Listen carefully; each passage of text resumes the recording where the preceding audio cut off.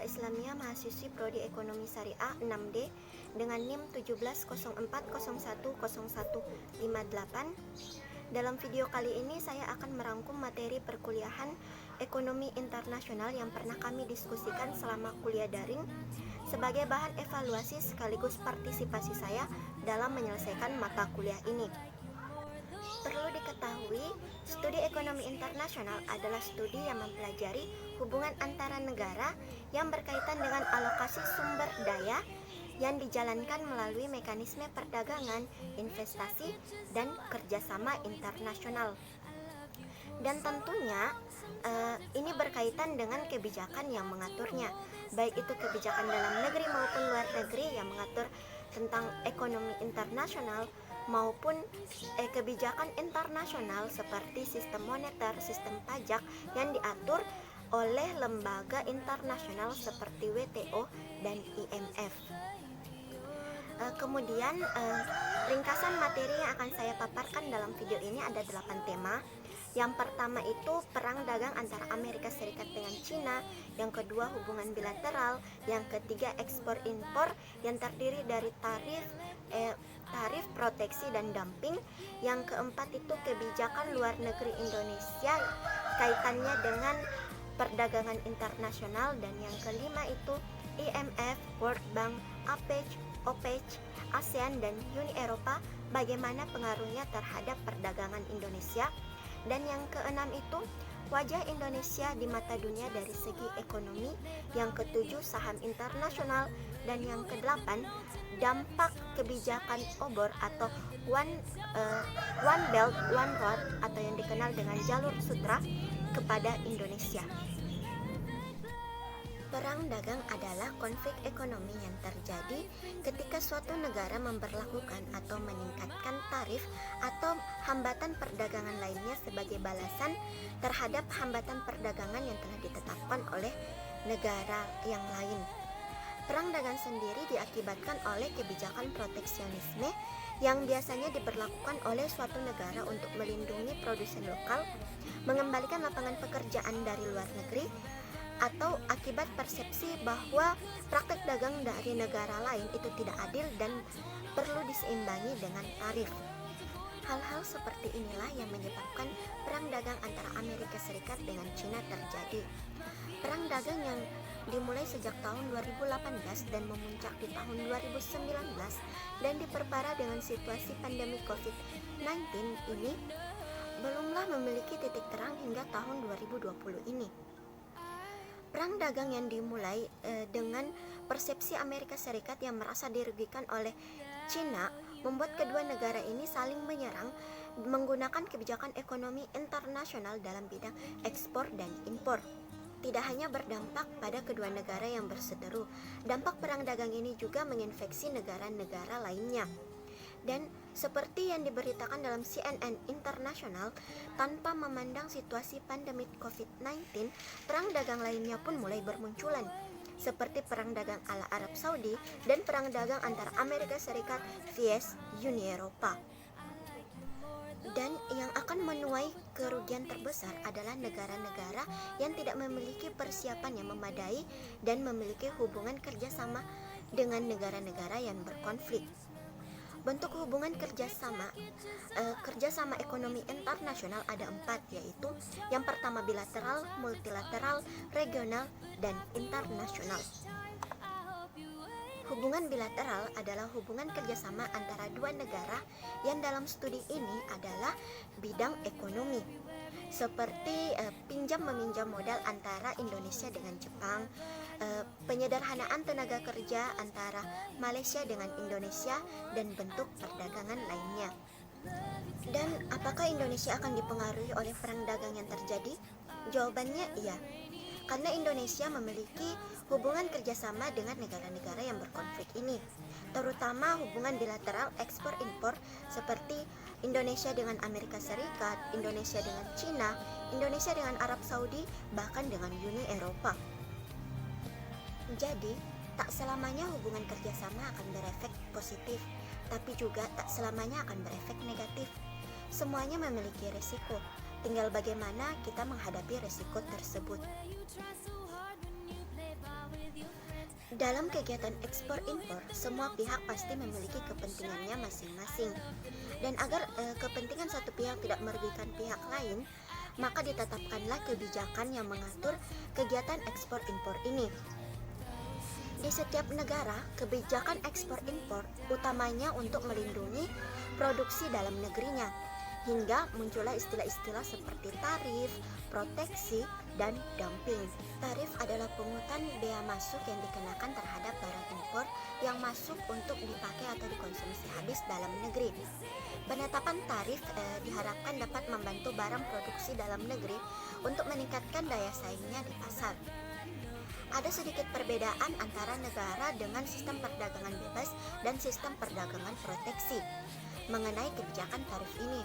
Untuk negara dengan sistem kebijakan perdagangan bebas, biasanya tarif terhadap barang impor akan sedikit lebih rendah.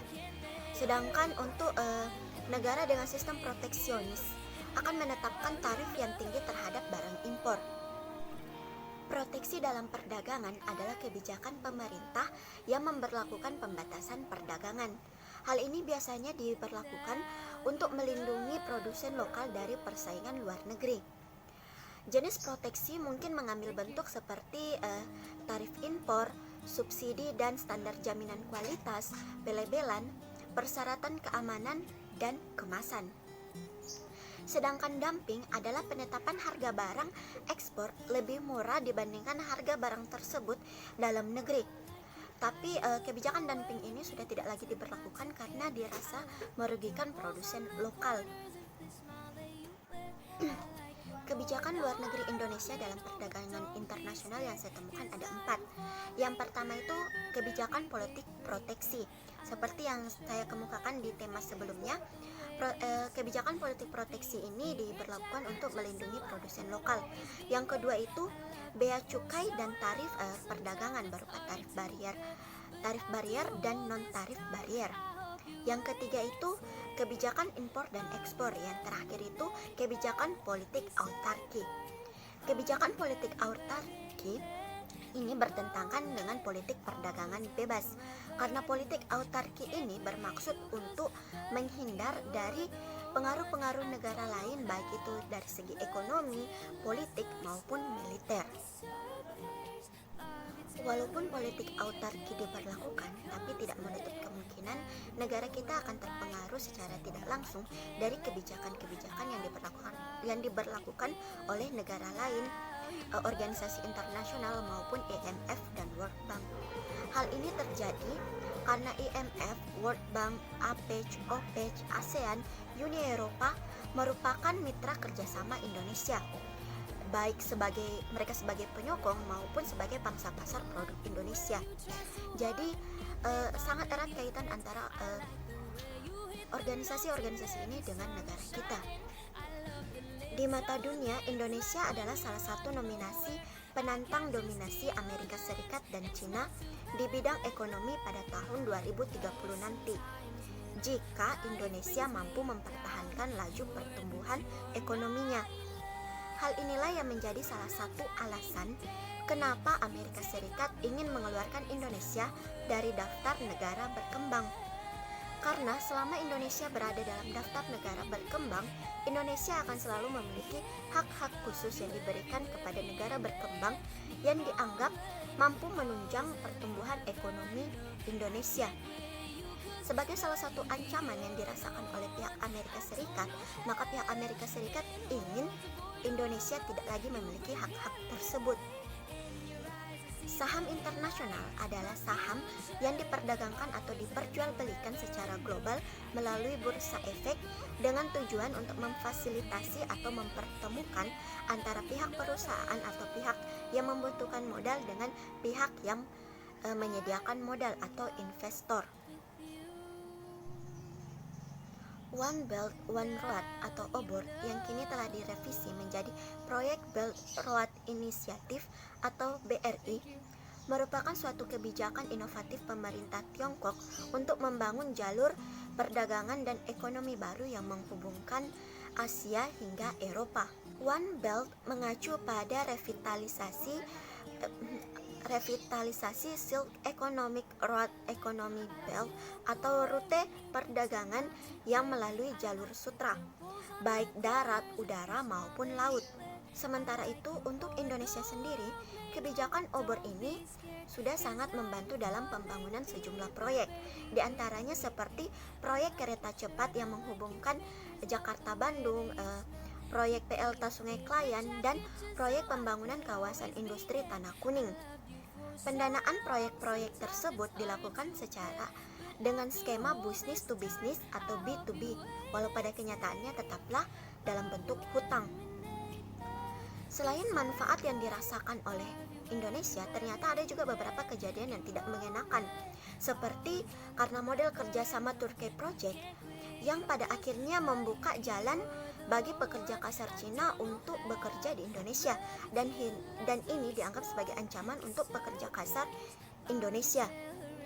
Dan selain itu, investasi Cina katanya kerap kali tidak memenuhi standar lingkungan, hak asasi manusia, dan good corporate government atau GCG. Sebagai individu, kelompok, masyarakat, organisasi ataupun negara, kita tidak bisa berdiri sendiri. Kita memerlukan sosialisasi, interaksi, dan hubungan. Dan dalam hubungan, kita tidak hanya akan menerima, kita pun perlu untuk memberi. Jadi, apapun yang akan terjadi, entah itu keuntungan ataupun kerugian, kita harus siap menerimanya. Satu-satunya yang bisa dapat kita lakukan adalah mempersiapkan diri untuk menghadapi segala resiko yang akan terjadi. Sekian rangkuman materi dari saya. Wabillahi taufik wal hidayah. Wassalamualaikum warahmatullahi wabarakatuh. Indonesiaku tidak sedang baik-baik saja. Apa yang diberitakan hampir semua drama. Alihkan semua isu untuk menjaga nama. Yang bicarakan fakta dibungkam secara paksa. Revisi undang-undang bikin rakyat tidak nyaman.